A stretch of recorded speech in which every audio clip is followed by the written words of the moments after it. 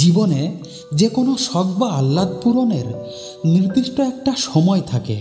সঠিক সময়টা একবার পেরিয়ে গেলে শখ হয়তো পূরণ হয় ঠিকই, তবে তৃপ্তিটা ঠিক পাওয়া যায় না। 17 বছর বয়সে যে বিরিয়ানিটা খেতে অমৃতের মতো লাগে, 32 বছর বয়সে এসে সেটা ভালো নাও লাগতে পারে। 18 বছর বয়সে সমবয়সী কারোর সাথে পাঞ্জাবি বা শাড়ি পরে বাইকে ঘুরতে ভীষণ রোমান্টিক লাগে। 36-এ পা দিয়ে একই কাজ করতে রোমান্টিক লাগবেই, তার কোনো গ্যারান্টি নেই।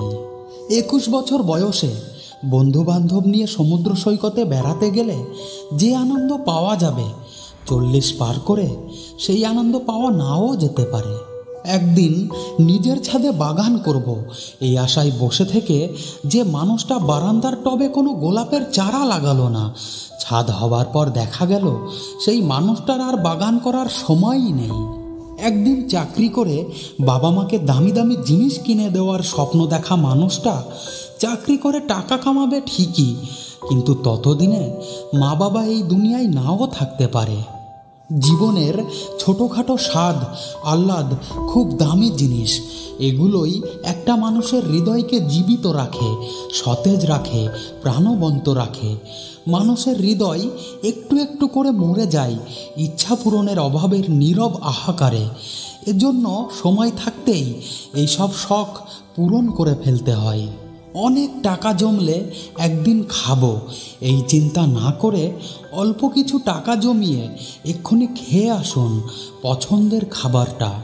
বিশ্বাস করুন, জীবনের শ্রেষ্ঠ স্বাদটা পাবেন। দেরি না করে পছন্দের মানুষটাকে আজকেই বাইকে ডেটিংয়ের অফারটা দিয়ে দেখুন।